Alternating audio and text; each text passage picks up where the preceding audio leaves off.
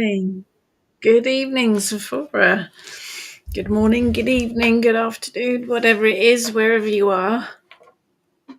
Welcome to Friday. Where are we? Oh, third week of March. Seriously. I know they say time goes quickly or quicker the older you get. The speed that this year's going, I must be about 127, I think. I do feel 127 some days, but that's a whole other story. Anyway, good morning, good morning. Theme for today, spring magic. Spring is in the air here. Sorry, Zvora. um, spring energy. The energies of, really the energies, I want to talk about Easter and how you can make that pagan, and the energies of April too. Interesting month, April. So that's the theme for today. One looks tad weary. Well spotted. I am a little bit under the weather today, so I'm hoping my voice will hold out. Because I've got to do a talk tomorrow. Yeah, little bit, not quite there, but this morning will perk me up. It always does. Good morning, Tina. Good morning, Luna. Good morning, Claire. Good morning, Angela, from a grey, wet and windy Brittany. Joe, we've had perfect spring weather this week so far. Blue skies, bright sunshine. Today, grey, yeah, a bit ick. Is that an unsubtle hint for a cup of tea? Yeah, but it was. Where's my tea? Put a link to your wallet. Sephora, too much candle burning at both ends. Yeah, I'm always, do too much. There you go. Don't be sorry. We have walnuts, pumpkins, and cinnamon spice. Nice any time of the year. So I am at the Wild Witchcraft Conference tomorrow, Saturday, 22nd of March in Cowplain, Hampshire. With Ness and Heather, we will all be there. I will be talking about Triple Goddess tomorrow, yeah, if my voice holds out. Honey and lemon. Honey and lemon, yes, please. Otherwise, I'll be holding up little signs. Good morning, Old Crone's Corner. Good morning, Lucky Fairy Queen. Good morning, Emma. Yeah, I hope you feel better soon, Emma. Good morning, Steve. Yes, see you tomorrow. Yeah, it's going to be a good day tomorrow. For future events, and there are a few things coming up, I'm teaching Dragon Magic for the College of Psychic Studies in April. Details of that are up on their website. All of my events and the Kitchen Witchy events are all up on their websites. All the usual stuff. Good morning, Tony. Good morning, Kerry and Ebony. The dog is asleep under a pile of blankets. He's very miffed. He's been sitting outside all week in the sunshine. There's no sunshine today, so he's very upset. He'll probably sulk all day. So yes, gonna look at spring energy, spring magic today, and some of the dates of the important major celebrations and how you can make them pagan and witchy. And just painted my fingernails, just smushing them all. Just trials, this is the things I have to deal with. So that's the theme for today. How do you work with spring? How do you work with spring energy? Good morning, Trudy. Do look slightly under the weather. Look, I put makeup on and everything. Not wearing this lipstick again. Thank you. Good morning, Jackie. I thought I was doing all right. No, I didn't sleep last night, so that's all the good post-menopause stuff going on. Yeah, who'd have thought it, eh? Thought that perimenopause and all those symptoms were bad enough. I thought once I was on the other side of it, everything would be better. Anyway, good morning, Lolly. We'll talk about some spring magic, and it'll perk me right up, it will. Right. So, the first one to look at And if you've got any thoughts about spring energy, spring magic, how do you celebrate? Do you work with the seasons? I know it's called the Menno stop. Yes, my entire body's just decided to stop. It's unpleasant. Anyway, do you work with the season? Do you work with seasonal energy? Do you work with spring energy? Um, there's a change, I think. There is that kind of pivotal moment when spring starts to make itself known. The Kalak's still fighting back. She's still hanging on for dear life, but it is on its way, and you can kind of feel that energy. Jackie, spring, been out foraging. Yes, there'll be lots of stuff starting now, particularly out in the hedgerows. Myself, Ness, and Heather off on a foraging hedgerow romp next weekend. There's lots of stuff coming up in the hedgerows. We were out in the garden yesterday, and everything's kind of shooting and has buds on it, and it's all starting to make an appearance. Let's get some of these up. Angela. So I've made March a decluttering month, though I think it will need to be a decluttering year rather than a month. Thank you. Thank you. Now, spring is. Yeah. Spring cleaning. Spring is definitely in the air. You're not going to sing, are you? No. That's love is in the air. Love is in the air. That's Everywhere I look around. Anyway, spring cleaning. I have some notes here from the Witch for Every Season book. There's lots of stuff in there. So now the dogs. Could you adjust the dog's blanket, please? Spring cleaning. It is the time of year for it. April and May, in particular, were traditional times for spring cleaning. The temples in ancient Rome had their annual spring clean during the month of May, so a little bit early yet, but we can make a start. In England, it was traditional to have a good clear out, including the chimney.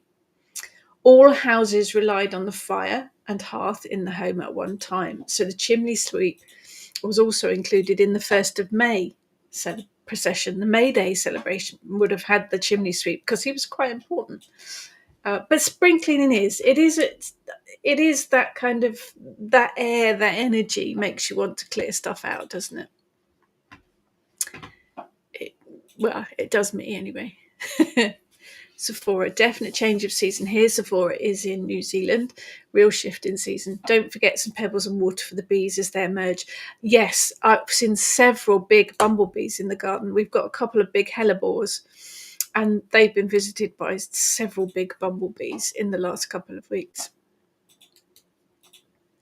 Tina, love walking around seeing the new life on plants, also decluttering. Yeah, it's a general kind of energy, I think, isn't it? Lucky Fairy Queen. Do see shifts in the season. It's gotten a little wonky though. Hot Sunday, cool on the others. That's the Kalak. That's the story of the Kalak fighting back. Spring comes in and she steals back a day. Yeah, that's how it goes. It's the British weather, isn't it? Lucky Fairy Queen. Flowers are up coming over here. Plants doing well, so it feels great. The daffodils are out. Daffodils, one of my favourite spring flowers. Crocus in our local park. There's all the crocus are out as well, which are lovely. But things are starting to grow. They're starting to appear. I've got to put the blanket on the door. We've moved and the blanket came off. There you go. Priorities. Sephora. Won't miss the white cabbage butterflies. Okay, yeah, the butterflies are lovely, but the caterpillars do quite a lot of damage. We have a couple of really big geum plants in the garden, and we noticed yesterday they look like lace, where something has been feasting on them. Angela, not sure if it's about spring cleaning, but I've had a sudden and really strong urge to get rid of all unnecessary stuff. And we have accumulated a lot of unnecessary stuff over the last 10 years. You do, don't you? You do. When we had the house renovation a couple of years back, we threw out loads of stuff. When we had the loft done earlier this year, I've lost track of it. Was it earlier this year? End of last year? What, The Loft. End of last year. Yeah, I don't know. That was before yesterday. We cleared out 28 years worth of stuff from the Loft. We did. It was big. Now we're having the bedroom done, so the spare room is full of junk too. That's project for this weekend, is a clear out. So I think it is that clear out time of the year. We can't afford spring again anymore. No, can't afford to do anything else. We've run out of house to do nearly anyway. Yeah, right. The next thing that's up is Mothering Sunday. This is an interesting one. I must admit, I don't really do Mother's Day. Not really my thing. I am a mother and I have a very lovely mother, but I don't really do Mother's Day. But reading my notes here, during the medieval period, the fourth Sunday Lent was a day when people visited their mother church. The idea of this day being celebrated to our own mothers didn't appear until the 17th century. I did not know that until I'd researched it. Often those working in service would be given this day off to go home to visit, and it became a tradition for children to take flowers and simnel cakes, which is interesting because simnel cakes have become associated with Easter. But grown-up children would take them home to their mothers as gifts on Mother's Day. It was originally a Mother's Day gift. The Mother's Day version is a sponge cake with almond paste filling, marzipan. Whilst the Easter is usually decorated with 11 almond marzipan balls to represent the apostles, not including Judas, of course. He does not get a marzipan ball. It's just, he doesn't. I think for me, Mother's Day has become a bit commercialised. It is a Hallmark celebration. I believe mothers should be respected and celebrated every day. Fathers, of course, as well. I think Mother's Day, because of the strong feminine energy, it's quite an interesting day to work with the goddess in her mother aspect. And of course, you can use it as a family gathering if you want or need an excuse. I think it's an interesting energy. I think it is something that people have felt they need to do. But I must admit, it's not, for me, one of the important celebrations. But there is a really big energy to it, and there is a history to it as well. Not quite how we work with it now, but there is a history to it. So it's got quite a strong energy if you want to work with, I think, the Mother Goddess. It's quite a nice day to do that. Lots of comments. Let's go back. Lucky Fairy Queen. Cleaned up my altar yesterday, created separate spaces for the three goddesses I work with. Nice. Feels good. Earlier they were in a triangle formation. Now they are independent. Oh, interesting. I think having a clear out of your altar is a really good way to start off the spring energy to clear and cleanse things. Trudy, meadow lanes full of primroses. Yes, the girls and I found a primrose growing wild when we went to a deer park last weekend. Fabulous. Sky Park Farm in Harting in Hampshire. Fabulous. Calendine, yes, underrated flowers. Yes, celandine, underrated flower. So joyful. Seem to see it everywhere. Yeah, fabulous plants. Actually, primroses. I have something on primroses. I'm sure I saw something on primroses. Let's go through my notes. I don't often have notes, but when it's dates and things, I don't remember them. Primrose Day. Here we go. Primrose Day is in April. 19th of April marks the date that British Prime Minister Benjamin Disraeli died in 1881. He served as Prime Minister in 1868 and again from 1874 to 1880. See dates. I don't remember dates. He was Britain's first, and so far, only Jewish Prime Minister. He was great friends with Queen Victoria, who sent a wreath of primroses to his funeral, saying they were his favourite flowers. From that point onwards, 19th of April was known as Primrose Day, with statesmen wearing primroses and his statue in Parliament Square being decorated each year with primroses. It's not an official holiday or a celebration, but I love that primroses are involved because they are beautiful spring flowers. I think it's a good day to work with the energy of primrose. Go out and find some, go for a walk, buy some in your garden centre, connect with the energy and work with the magic of primrose. My suggestion. Anyway, beautiful flowers.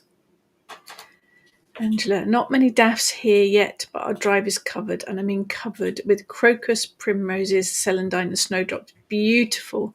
Makes me so happy looking out the kitchen window. That sounds beautiful. Spring flowers, there's something very, very magical about spring flowers.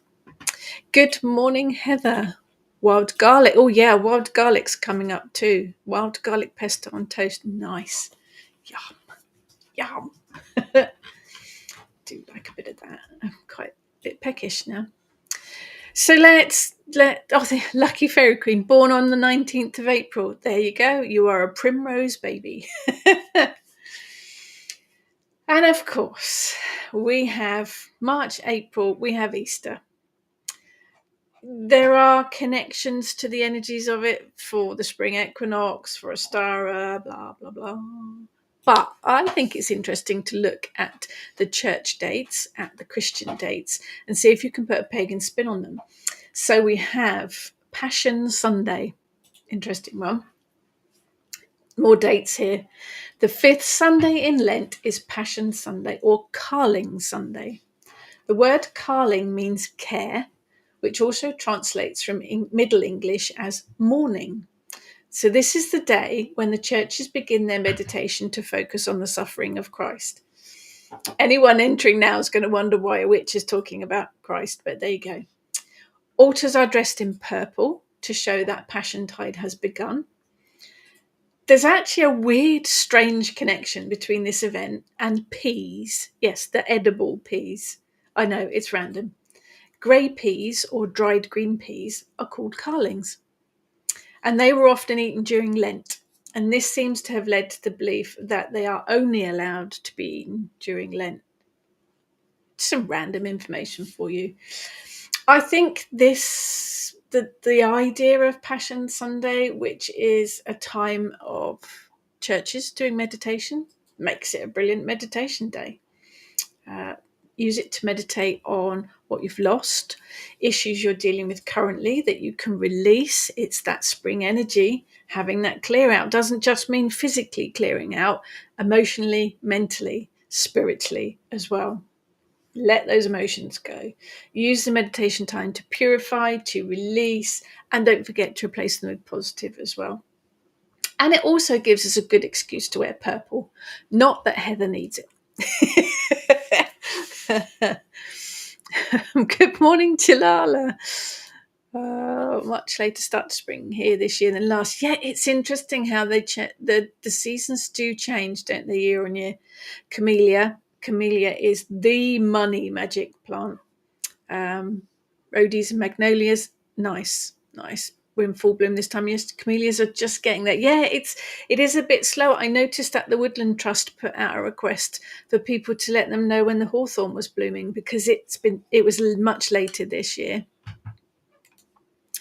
Yeah, it's interesting. I think it's interesting to look. It's interesting to look because Easter is such a big thing. Even if you're not a Christian family, Easter is a thing that we celebrate in England, in Britain. It is a thing, which means there's loads of energy. And it's about jumping on that energy and making it work for you. So you've got Palm Sunday. I know, bear with me. There's old traditions that can be drawn upon and that we can use in our pagan practices today, and it is that energy of the celebration that we can pick up on. So the 6th Sunday in Lent is Palm Sunday. This is the day that Jesus arrived in Jerusalem riding on his donkey. He was greeted by people laying palm fronds and branches on the ground in front of him. You'll often see palm crosses in churches today at this time, and that tradition dates back to the 5th century. Palms are not, or were not, the original material of the crosses because they aren't native to the UK, obviously. Originally, they would have been made from all kinds of greenery, such as willow, which I love the idea of a willow symbol. Crosses were kept in homes for good luck and protection, and offerings of the foliage crosses were given to local wells and springs. if I don't know, if that isn't pagan, I don't know what is. Making offerings of plants to wells and springs. Got to be pagan, hasn't it? Water was also drawn from local wells and then mixed with sugar or licorice to drink. Also sounds very pagan to me. I think if you can get hold of some willow or palm, I mean, we have palm trees in the gardens now. They're not native to the UK, but we do have them. You could make a Celtic equal arm cross, sometimes called a solar cross. Pop it on your altar above your doorway to bring luck and protection to your home. If you've got a well near you, you could also make offerings. Be mindful of putting anything in the water.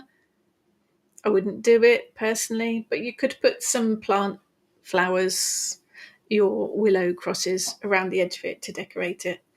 A Christian celebration, but one that definitely has pagan flair to it. Heather, I've been putting coffee grounds around the base of my camellia over the winter. They like coffee grounds, don't they? This year I have more flowers than ever before. Brilliant. The flowers of camellia can be, Heather knows this. I'm not telling Heather because she knows this. But camellia flowers dry really well to use in magical purpose. And they are one of my go-to flowers for money magic. They are brilliant for it. Good morning, Anne. Miss Rachel. Oh, that makes me sound very, very posh. May I play Fangirl? Oh dear. Thank you deeply for your writing. Hedge Witch and the Art of Hedge Riding. Oh, I'm glad you like it. I'm glad you like. I loved writing. I love writing all of the books actually, but Hedge Witch craft is a big part of my pathway. I'm very pleased you like it. Very pleased. Have a well in the garden. Excellent. Do a bit of well dressing. I've got some notes on well dressing too. We'll get to that in a minute because we're still on Easter. So Maundy Thursday is the next date. Perhaps not one that people celebrate so much these days. It falls on the Thursday before Easter Day, and it dates back to around 600 AD. Don't remember it personally. It was a day when the sovereign handed out money to the poor. Could do with some of that. The amount equaled the age of the sovereign that year. Sometimes it was in the form of food and clothing as well as money. The maund, as in Maundy, was the name of the wicker basket that it was gifted in. We do like a basket. Us kitchen witches do like baskets. Heather's written a blog actually on the magic of baskets over on the Kitchen Witch blog if you want to have a look. I think Maundy Thursday is a nice day to donate something to a local charity. If you've been having a clear out, you'll have lots of stuff to give to your local charity shop. But maybe also, food to a local food bank or a pet rescue or something is quite a nice idea to do.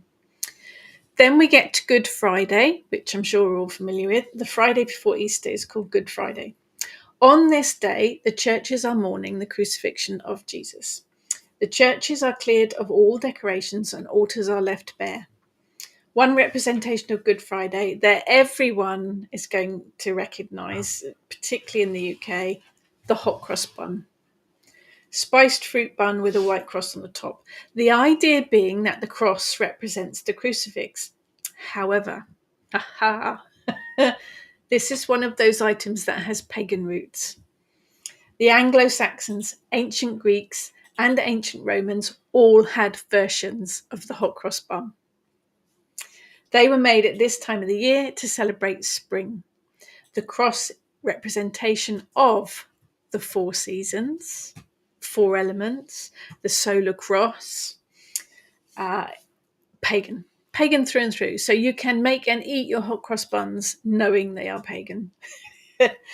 An old folk tale states that no washing should be done on Good Friday. I'm just letting you know, the laundry fairy, not allowed to do any washing on Good Friday, just so you know. Because the washing water or clothes once hung out to dry would be tainted with blood. There you go. I think Good Friday, excellent day for making hot cross buns or eating hot cross buns or both, obviously. I think it's quite a nice idea as the churches cleared out all of their stuff, all of their decorations. It's quite a nice time to clear your altar, cleanse it, clean it, clear it all, leave it empty for a couple of days. And I do that quite often in January, but beginning of spring's quite a nice time to do it as well, to leave it empty for a couple of days, just to have that breather before you stack it all up again. And then on to Easter Sunday. So Good Friday is followed that same weekend by Easter Sunday. It moves around the date between 21st of March and 25th of April. It's in April this year. Bizarrely, now here's the interesting thing, the date of Easter is dependent on the moon. Sounds definitely pagan to me. Easter falls on the first Sunday after the full moon, on or after 21st of March. So it's the first full moon after the equinox, really. Unless that day is a Sunday. Then it's celebrated the following weekend. Easter Sunday is when Jesus made his reappearance, symbolizing the end of darkness and all sin. Altars are redressed, churches are full of decorations. It is a festival of celebration, rebirth, and renewal. Sound familiar? There you go. Because funnily enough, the spring equinox, Ostara, carries exactly those same energies. There you go. I think the whole energy of it, though, is about clearing stuff out, releasing, letting go, and then bringing the good stuff back in. And it is the energy of everything around us at the moment is doing that. So it is a really, really nice kind of energy to work with, and about making it work for you. Trudy, local coffee shop in Brecon bag up the grounds. Yes, some of them do, don't they? Some of them around here do. Give it away for free. It works wonders. Yes, if you do have camellia plants, do have a look out in your local coffee house because they quite often give them away. There's the link to Heather's blog on baskets. Thank you. Old Crone's Corner. Do love this altar reset each season. Yes. I tend to work with the seasons more than the Sabbats. And I do like to redress for each one. Nita, like the idea of leaving the altar empty for a few days. Never done this, but we'll do it this time. I usually do it in January because January is my hibernation month. So I usually clear off all of the Yule stuff and leave it empty for a bit. But it's quite nice time to work with the energies of Easter, of Ostara, of the spring equinox, clear it all, clean it all, and then leave it to breathe. And then start the new energy of the year, because March really is that push forward. It is about new growth, new beginnings, all of that positive stuff moving forward. So it makes sense. It does make sense to me anyway. So spring equinox falls between 20th and 23rd of March, or the 20th and 23rd of September in the Southern Hemisphere. It is the beginning of spring. It's sometimes called Ostara or Ostra. Druids refer to it as Alban Ilir. It is balance. It's a pivotal point of the year when the day is exactly the same length as the night before and the daylight hours begin to grow longer. It's a fertility celebration. It is the arrival of growth and the abundance. It is bunnies. It is chicks. It is eggs. Good time to look at your life and see how balanced it is. Balance is not having to be equal, of course. And it is about fertility, new projects, new ventures, new ideas, new ways of thinking. All of the new stuff. Good morning, Maria. It is new energy, new growth, all of that, new stuff.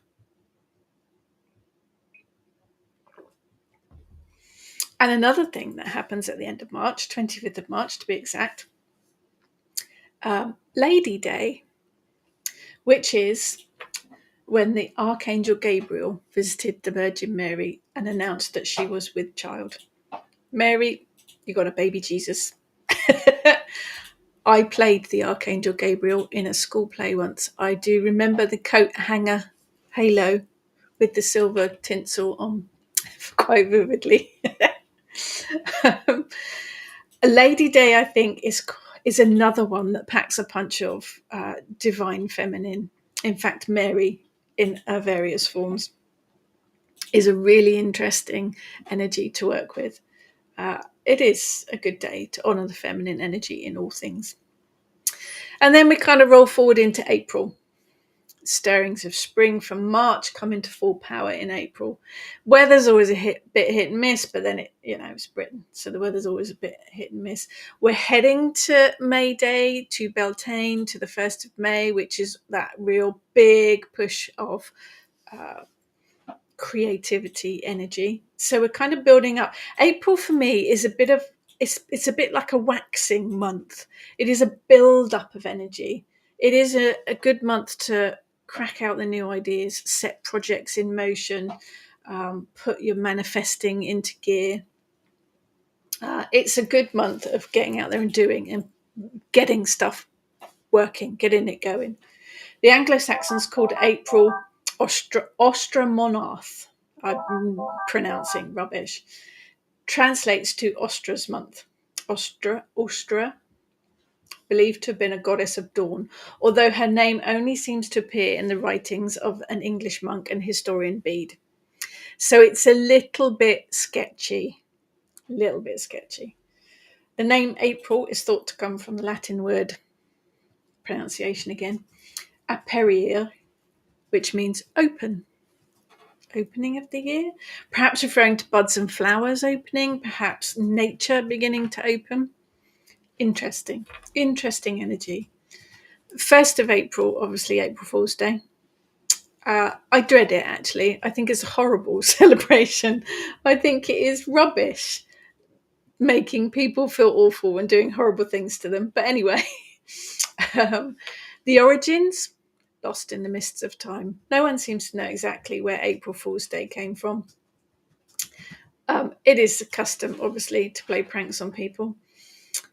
This day makes me think of the Fool tarot card. So that's what I do. I focus on the card for the day, the energies of the card, because the Fool is the beginning of the major arcane. It is the journey, is the Fool's journey starting. It is taking that step into the unknown.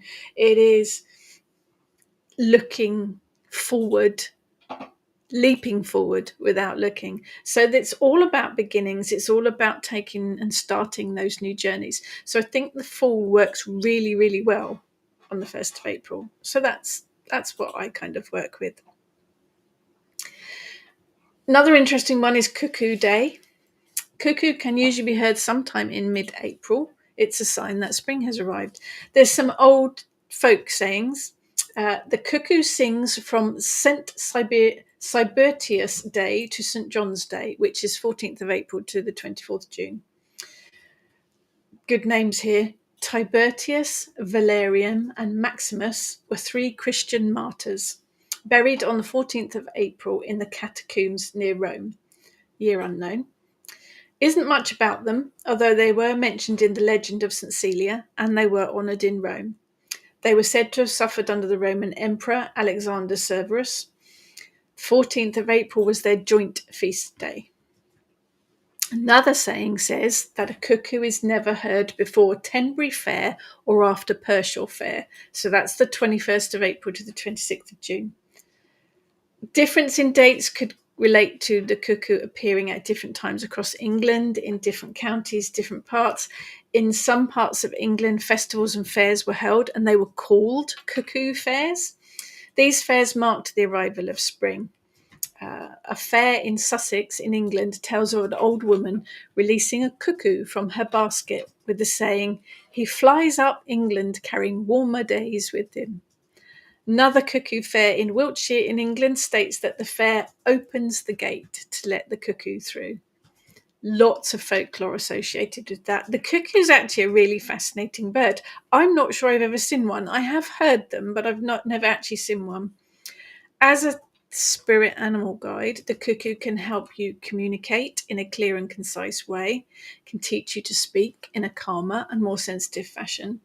And the energy of cuckoo can be called upon to help transitions go smoothly with new living arrangements or new life experiences, because the cuckoo does push the other babies out the nest, definitely brings the magic of transitions and changes, which kind of ties in with the April energy as well. So it's all interesting stuff. And while we're here, let's keep rolling. World Earth Day started in 1970 and has been an event ever since, always held on the 22nd of April. It's run by earthday.org, and their mission is to diversify, educate, and activate the environmental movement worldwide. It's a nice day to do things like turning off the lights, working with candles, using as little electricity as you can, thinking about your daily routines, what you can do to be more eco-friendly, just making small changes. And another one of my love and hate days in April, St. George's Day. Patron saint of England, although he wasn't actually English, or even a real figure, if you read some accounts. Believed to have been a Roman Christian from Asia Minor, and he lived during the 3rd century. The dragon slaying story comes from Libya. The town was being terrorized by a dragon who kept eating their sheep. Well, I mean, a dragon's got to eat something, hasn't it? Anyway, the village decided that sacrificing young maidens was a good idea to appease him. Let's see, let's weigh it up. Sheep or young maidens? Anyway, goodness knows why they didn't just feed him the sheep. Anyway, St. George arrived. The king's daughter had drawn the short straw and had been tied to the rock by the entrance to the dragon's cave. St. George fought the dragon and won. Boo. The village was so thankful that they all converted to Christianity. Bam! I see an ulterior motive to this story. However, in 1348, St. George was made patron of the Order of the Garter and declared patron saint of England. The victory at the Battle of Agincourt was attributed to St. George, and from then on, the 23rd of April became his feast day. Now, personally, you know I love dragons, so I'm always rooting for the dragon. You wrote a book about them, didn't you? I did write a book about them. Would you tell us about that? Go back to work. I think St. George's Day is a good day to work dragon magic and be damned with St. George. So there. Got to fight for the dragons.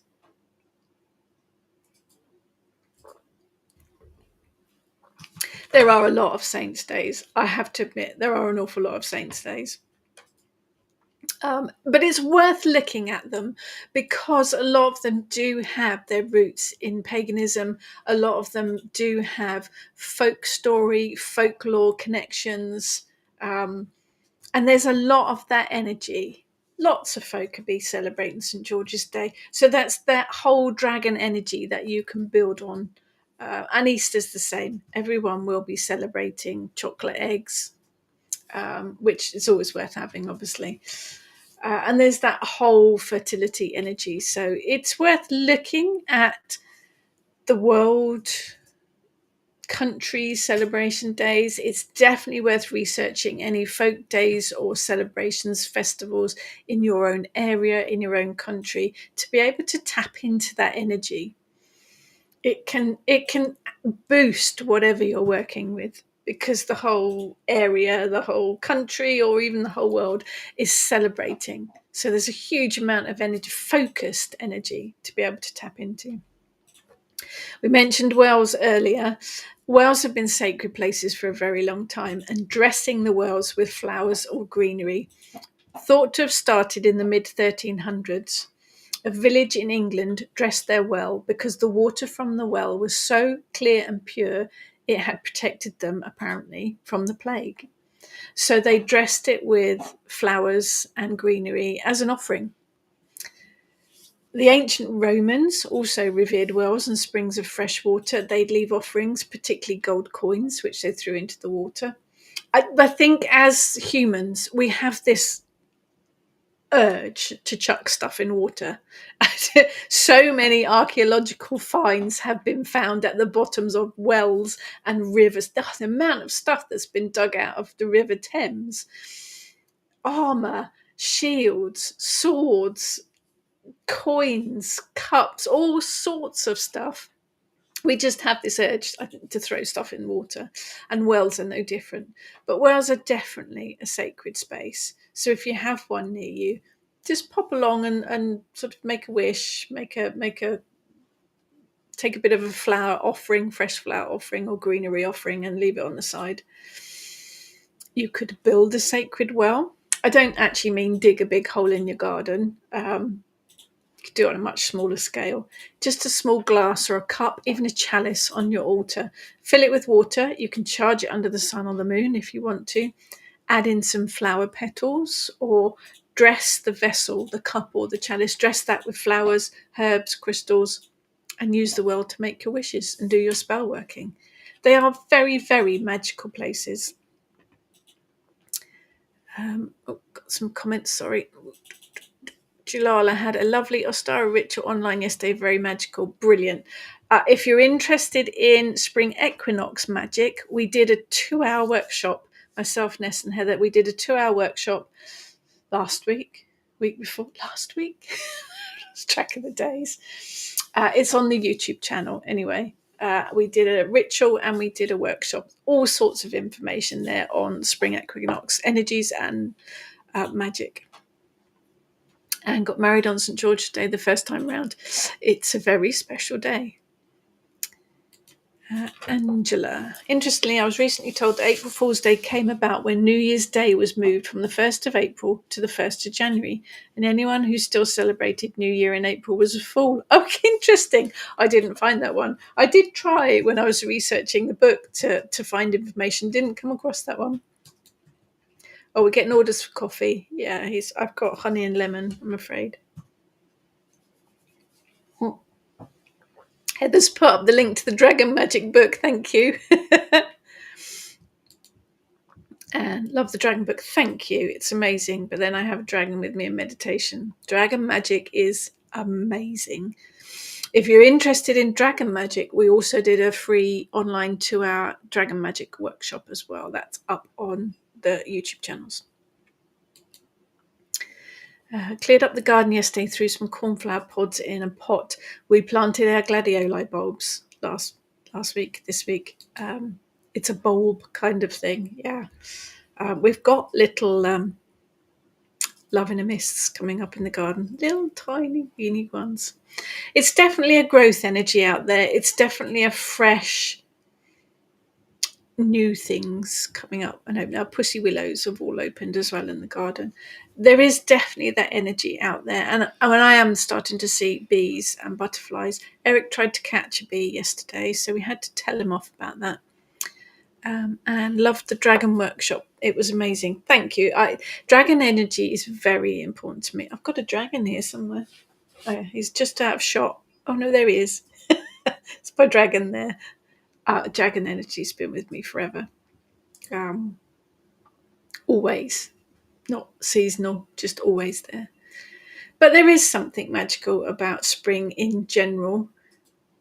But I also think it's important to connect with the energies in your area, because they will be different.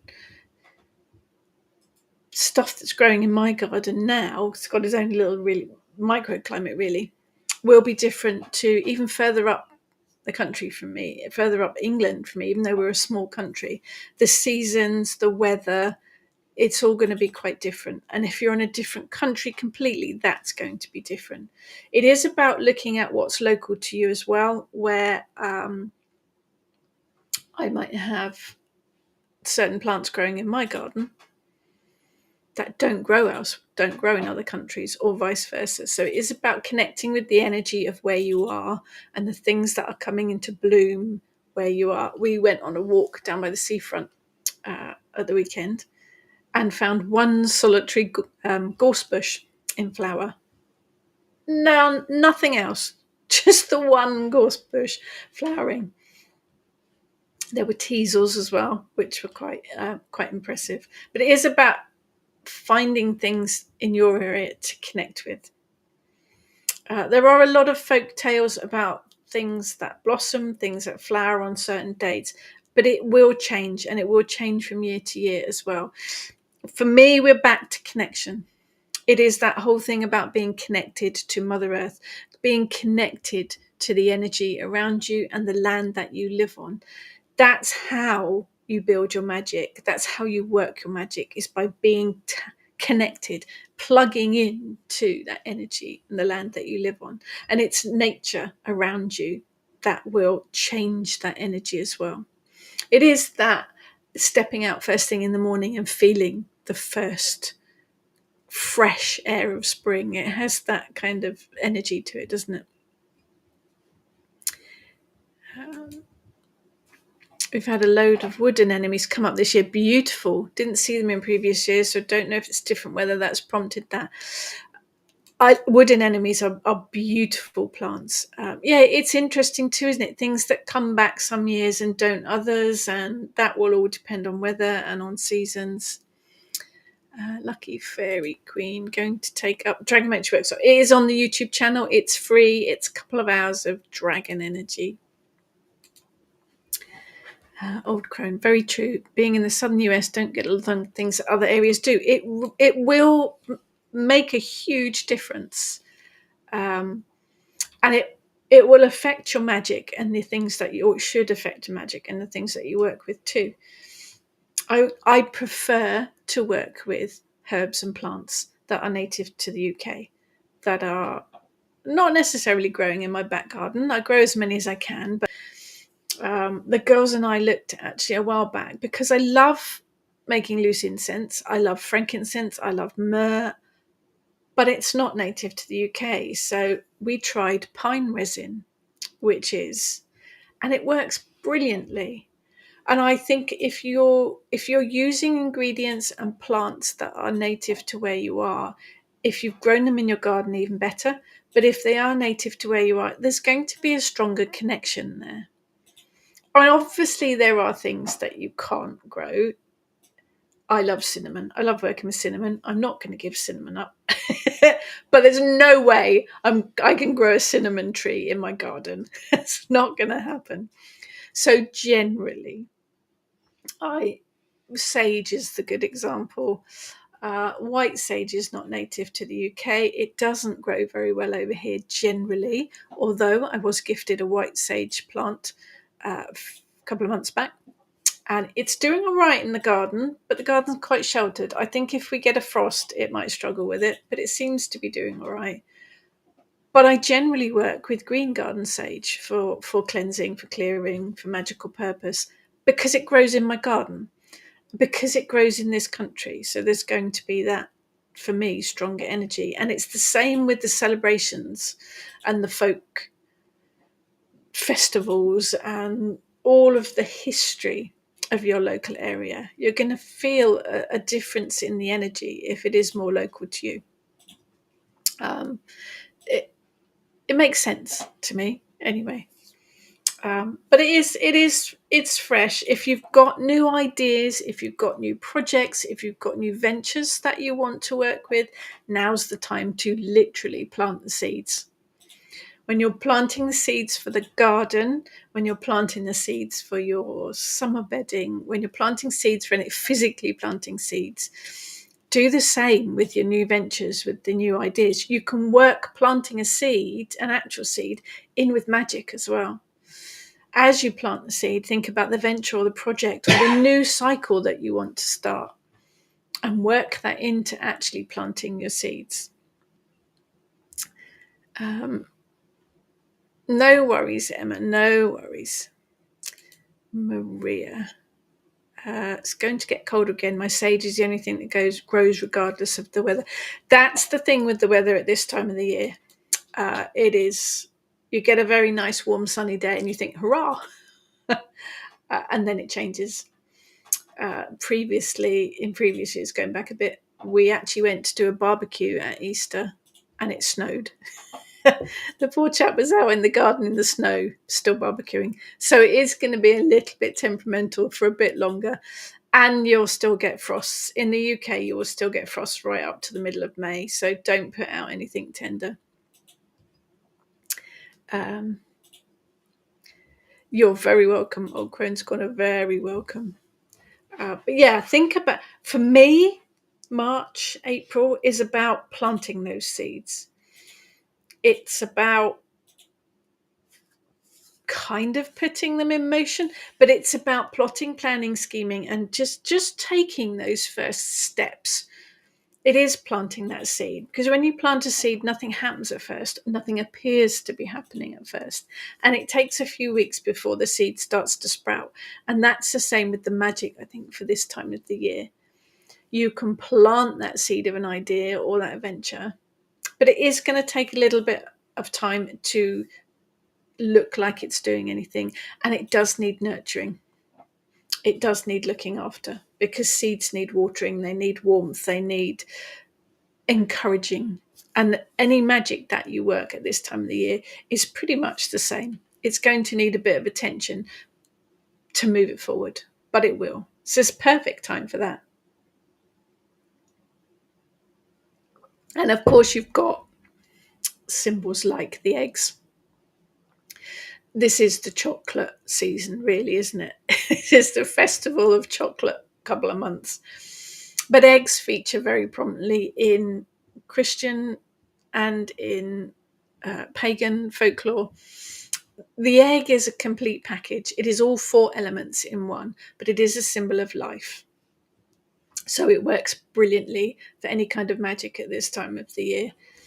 Hares, rabbits, chicks, they're all about new life. They're all about making new life. They're all about fertility. So they're all brilliant symbols to work with at this time of the year as well. For me, I think the best thing to do is to get outside and take in that energy. But then I would say that for every day, really. Nothing changes there. That's what I do all the time. It is about connecting with the energy of the day, because it will change from day to day. I go and stand outside and just see what that energy of the day is going to bring. Sometimes words pop into my head. Sometimes I get ideas to do something. But if you are connected to the energy of each day, you begin to see and feel the wheel of the year as it turns. You've plugged yourself in, so you begin to get that kind of feeling with it. Hay fever day. We're both suffering with hay fever at the moment. It is also hay fever time of year. Hence the honey and lemon. But it is that connection, I think, that's really important. So do your research, have a look at the celebrations, think about what's happening with Mother Nature at this time of the year. For me, that's the thing. If you want to be connected to the energy of the earth, paganism, I think, as a whole, is that it is about living in synchronicity, word of the day, with Mother Earth. And the way to do that is to follow the weather, the seasons, what's happening with the garden, with the land around you. And it will be different, because it will depend where you are in the country, it will depend where in the world, and what crops are grown. All of that will make a difference. So it is about using all your senses, looking, watching, not just looking at what you see in front of you, but looking beyond that, listening. What are the birds doing? What are the sounds that you can hear? Can you hear any bees yet? Can you see any bees? What is wildlife doing around you? Smell, the scent in the air. That will change from day to day too. And you can tell the difference, the changing in the seasons from that as well. Use all of your senses. And that helps you stay connected. To me, that's, it's good for witches anyway. We use all of our senses for everything, and that's how it works. Maria wanted to go to the woods today, but have to wait in for a delivery. That's boring. But it depends if it's a nice delivery. Depends what they're going to deliver. Melanie, nettle tea is good for hay fever. It might well be, but it tastes horrible. You know how I am with herbal teas. I absolutely appreciate all of the benefits of herbal tea. I just don't like the taste of it very much. I would have to have it with an awful lot of honey. But then honey's good as well. See, honey and lemon is good. So get out there. And if you can't, I do appreciate people, not everyone can get outside. Open a window. Open the window and sit by the window. Breathe in the air. Look at what's happening outside. Even if you live in a city, I mean, I'm on the edge of a city, but even walking the dog to the park yesterday, you could see what's happening in nature, what's changing. But if you can't get out, just open the window and breathe in the energy and open up your spidey senses to feel that spring energy. Nita, nettle tea is fabulous. Nettles are beginning to grow now. Yes, they are. Add honey and lemon to taste. I will nod politely. You know I'm not going to drink nettle tea.